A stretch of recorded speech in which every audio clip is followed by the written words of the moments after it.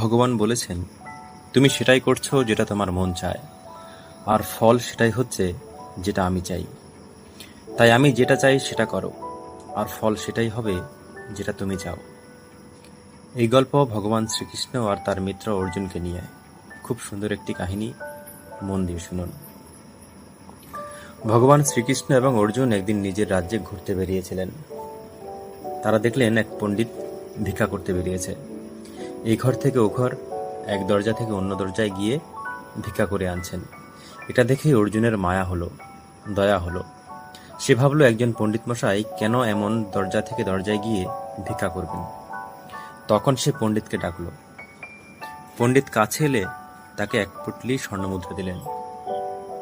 পণ্ডিতজি স্বর্ণমুদ্রা পেয়ে খুব খুশি হলেন এবং তিনি ভগবান শ্রীকৃষ্ণকে প্রণাম করলেন। তারপর অর্জুনকে প্রণাম করে সেখান থেকে চলে গেলেন।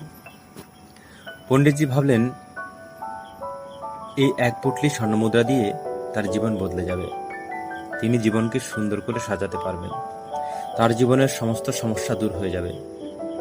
এসব চিন্তা করতে করতে সে যখন ঘরে ফিরছিল, রাস্তা দিয়ে তখন একদল ডাকাত এসে তার কাছ থেকে স্বর্ণমুদ্রার পুটলিটা কেড়ে নিল।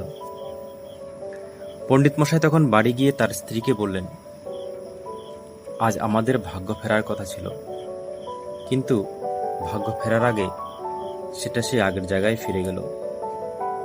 পুরো ঘটনা শুনে পণ্ডিতের স্ত্রী খুব দুঃখী হলেন। পরদিন থেকে পণ্ডিতের জীবন সেই একই হলো। আবার তিনি ভিক্ষার জন্য বেরিয়ে পড়লেন। আবার তার সঙ্গে দেখা হলো ভগবান শ্রীকৃষ্ণ এবং অর্জুনের।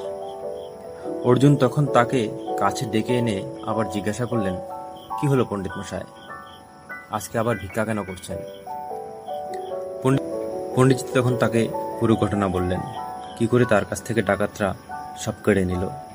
তখন অর্জুন তাকে একটি খুব দামি পাথর দিলেন, যে পাথরের মূল্য খুব বেশি। পণ্ডিত মশাই যথারীতি ভগবানকে এবং অর্জুনকে প্রণাম করে চলে গেলেন নিজ বাড়িতে। বাড়িতে তখন পণ্ডিত মশাইয়ের স্ত্রী ছিল না, তিনি জল আনতে নদীতে গিয়েছিলেন। পণ্ডিত মশাই সেই মূল্যবান পাথরটি কোথায় রাখবেন খুঁজে পাচ্ছিলেন না। তারপর তিনি সেটিকে একটি মাটির মটকার ভিতর রাখলেন। এদিকে পণ্ডিতের স্ত্রী জল আনতে গিয়েছিলেন নদীতে। যে মাটির মটকা করে তিনি জল আনতে গিয়েছিলেন, সেটি অসাবধানতাবশত ফেটে গিয়েছিল। তাই তিনি বাড়ি এসে সে মটকাটি নিয়ে চলে গেলেন জল আনতে, যার ভেতর পণ্ডিত মশাই মূল্যবান পাথরটি রেখেছিলেন। পণ্ডিতের স্ত্রী সেটা খেয়াল করেনি। খেয়াল না করেই সেই মাটির মটকাটি নদীতে ডুবিয়ে দিলেন এবং মূল্যবান পাথরটি নদীর জলে চলে গেল। যখন পণ্ডিতের স্ত্রী জল ভরে আনছিলেন, তখন পণ্ডিত মটকাটি দেখে বললেন, আরে এর ভিতর তো মূল্যবান পাথর ছিল, তুমি সেটা কি করলে? তখন পণ্ডিতের স্ত্রী কিছু বুঝতে পারল না। সে বুঝল যে পাথরটি জলে ভেসে গেছে। এই ঘটনার পর পণ্ডিত আবার বেরিয়ে পড়লেন ভিক্ষার জন্যে। এভাবে আরও 2-3 দিন ভিক্ষা হলো। তারপর একদিন আবার দেখা হলো ভগবান শ্রীকৃষ্ণ এবং তার সখা অর্জুনের সঙ্গে। অর্জুন পণ্ডিতকে দেখে জিজ্ঞাসা করলেন, কি হলো পণ্ডিত মশাই, আবার কেন ভিক্ষা করতে বেরিয়েছেন? পণ্ডিত মশাই পুরো বৃত্তান্ত বললেন। তখন অর্জুন ভগবান শ্রীকৃষ্ণকে বললেন, হে প্রভু, কেন এমন হচ্ছে? আপনি এর কিছু প্রতিবিধান করুন। তখন ভগবান শ্রীকৃষ্ণ নিজের কাছ থেকে 2টো মুদ্রা দিলেন পণ্ডিতজিকে এবং বললেন, আপনি এই মুদ্রা 2টো নিয়ে বাড়ি চলে যান। যে পথে এসেছেন সেই পথে যাবেন। পণ্ডিতজি কথাটি শুনে কোনো প্রশ্ন করলেন না। ভগবান বলেছেন তাই কোনো প্রতিবাদ না করেই চলে গেলেন। তিনি রওনা হলেন। শুধু ভাবলেন, ভগবান হয়ে শুধু 2টো মুদ্রা দিলেন, তার চেয়ে ভালো তো তার মিত্র অর্জুন একদিন অনেক পরিমাণ মুদ্রা দিয়েছিল, আর একদিন একটি মূল্যবান পাথর দিয়েছিল। তিনি চলতে চলতে অনেক কিছু ভাবছিলেন এবং ভাবতে ভাবতে দেখলেন একজন জেলে অনেক সুন্দর একটি মাছ নিয়ে আসছিল। মাছটি দেখে পণ্ডিতের দয়া হলো। ভাবলেন, এই 2টি মুদ্রা দিয়ে তো তেমন কিছু হবে না, অন্তত এই মাছটিকে মুক্তি দেওয়া যাবে। 2টি মুদ্রার বিনিময়ে পণ্ডিতজি মাছটিকে নিজের কমণ্ডলুতে নিলেন। মাছটি নিয়ে তিনি নদীর দিকে চলা শুরু করলেন। চলতে চলতে তিনি নদীর কাছে গিয়ে পৌঁছলেন। সেখানে তিনি মাছটিকে যেই নদীতে ছাড়তে যাবেন, তখন দেখলেন কমণ্ডলুতে সেই মূল্যবান পাথরটি পড়ে আছে। তখন তিনি বুঝলেন সে মূল্যবান পাথরটি এই মাছটি খেয়ে নিয়েছিল এবং ঘুরে ফিরে এই কমণ্ডলুতে ফিরে এসেছে।